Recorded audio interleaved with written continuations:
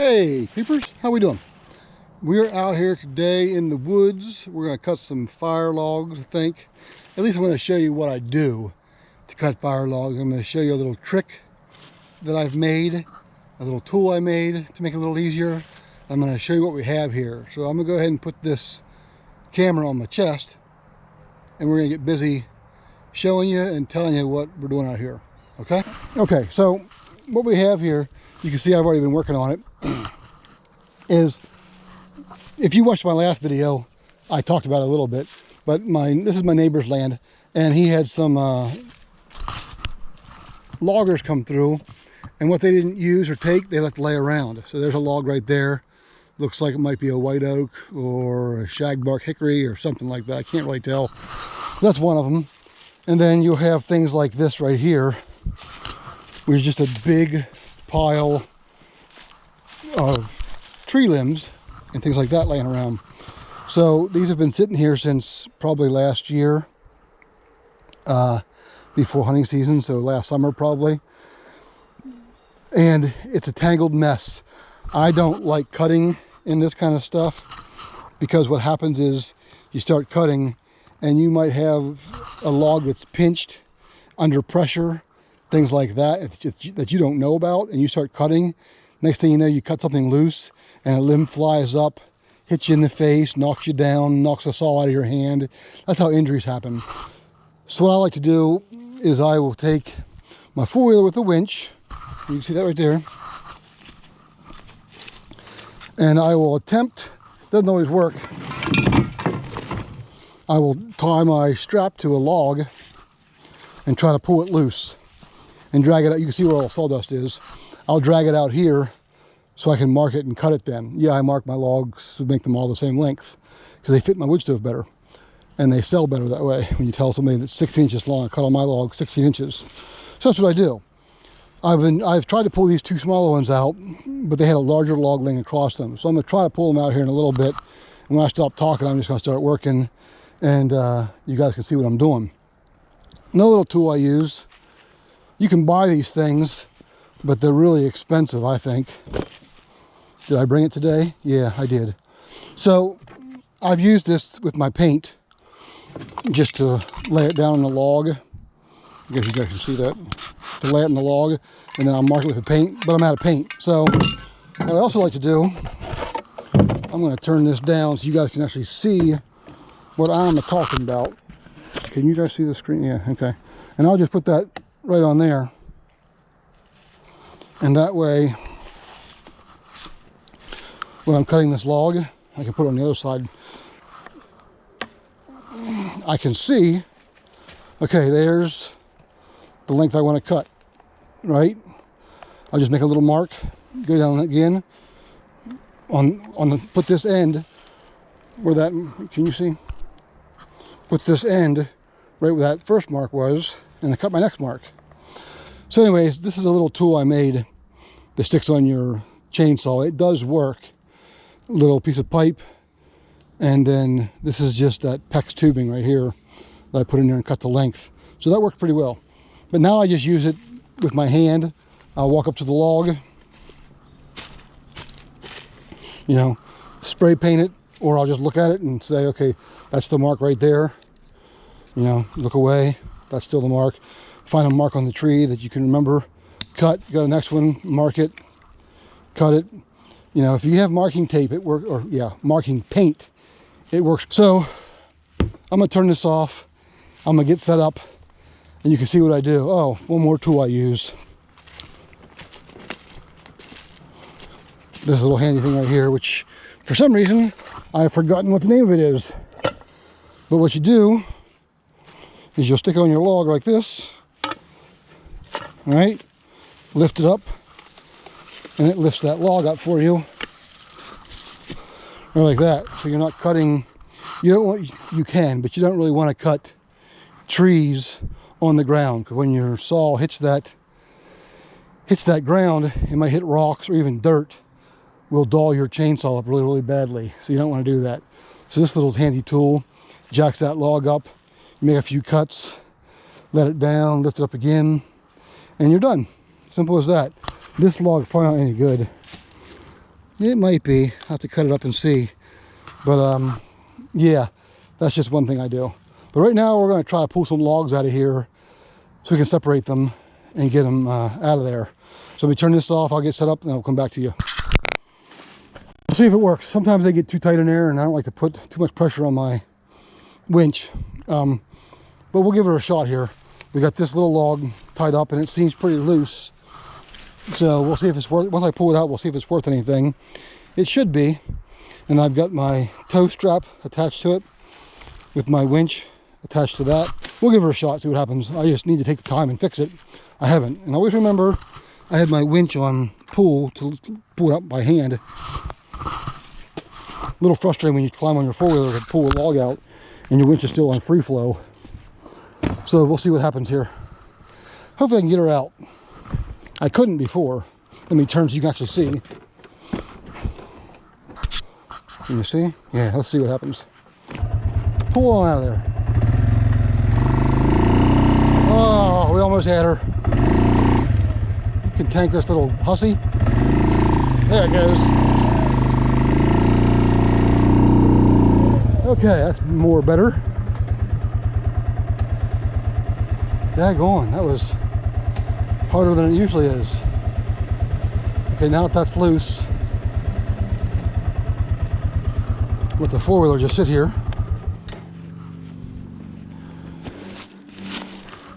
Haven't done my chainsaw today. See what happens.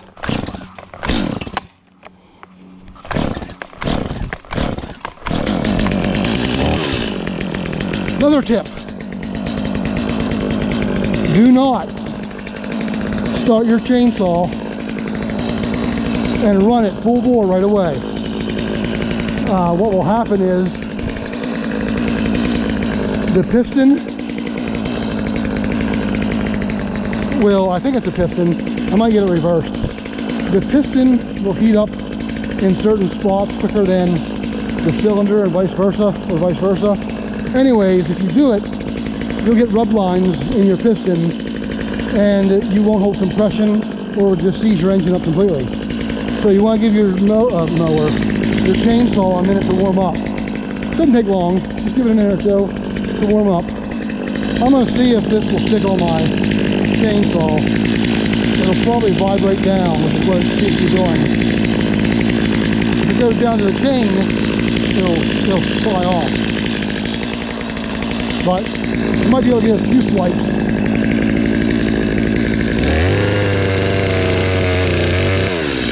Yeah, it's burning down.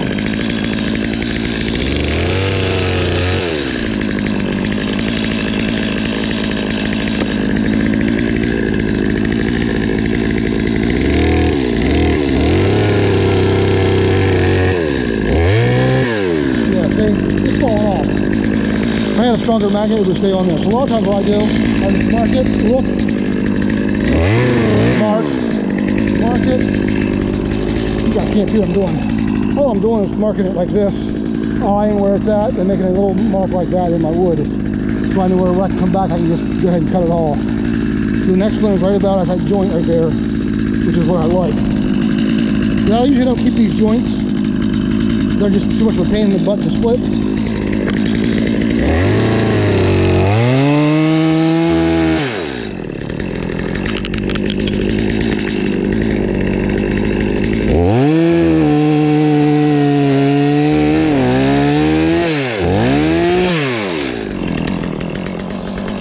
And that wood looks actually pretty good, so we'll keep cutting. Let me cut this joint off. I hate them.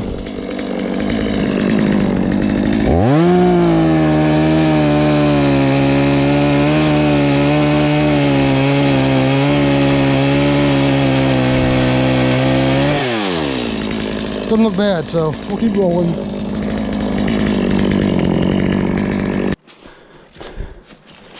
I'm trying to get this camera angle correct so you guys can actually see when I bend over what I'm doing. So what I do is I'll go back and I'll cut 3/4 of the way over through the log, because it's a small log. And then I'll just roll it over and cut it the rest of the way. That way I don't hit the ground. And I'll cut off all these knobs like that, because they drive me crazy. They just don't fit nicely in the wood stove. I mean, maybe it's my OCD. I don't know. But I always cut them off because I don't like them.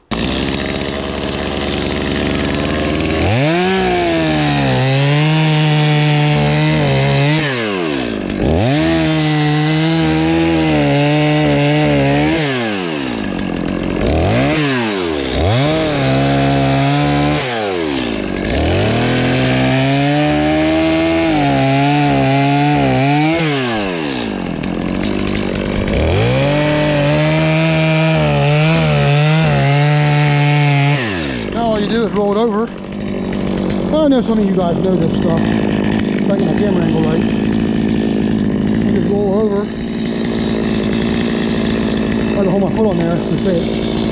And follow your guide.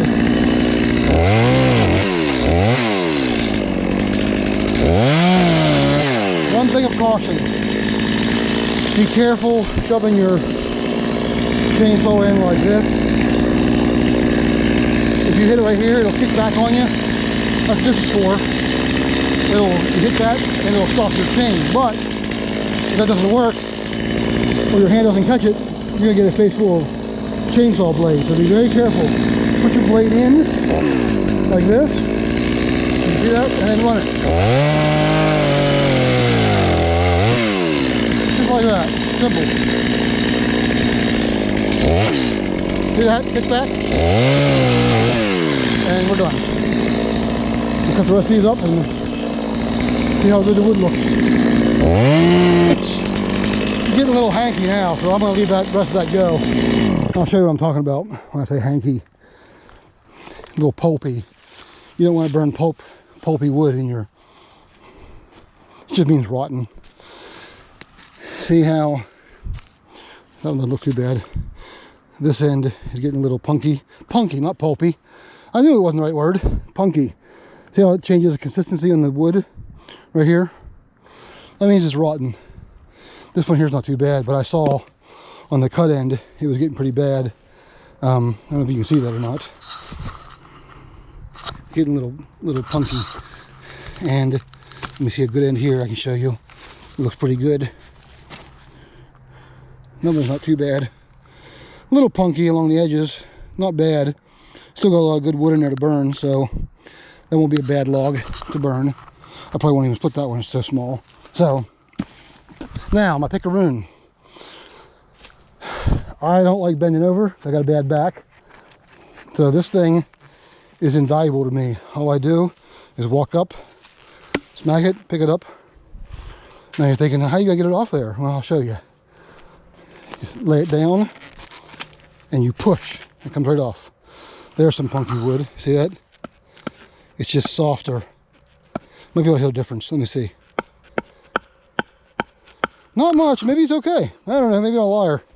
Maybe I don't know what the hell I'm talking about. I don't know. But it's not bad, so we'll keep using her. No, here's a good example, as I just covered it up. What a dummy. Look. Okay, on the outside edge. That's a little punky. It's usually a little, see how my picaroon goes right in there a little bit, or this one here doesn't go in quite, it doesn't stick, or that one, see how it's stuck? I'm swinging the same amount. That one's kind of bouncing off. That's good wood out here. It's getting punky. It's not awful, but if I had a whole log like this, I wouldn't use it at all. I just throw it down the hill. Just like up here. See how that's really soft, and in here it's really hard. You see that? And that's punky wood right there. And if you hit it like that, it'll just dent. And it's just not good to burn because it's basically rotten wood. So that's it for today, I think. Little short video. But I gotta haul all this wood up to my staging area, get it off the ground, because that's why I like standing dead trees. I'm trying to find one here for you to show you a good example. There's a lot of them down this lane here that are standing, that are dead.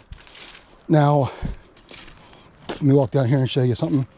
I keep spitting, I got sawdust in my mouth. Close your mouth when you run the saw, Lou. That'd be a good idea.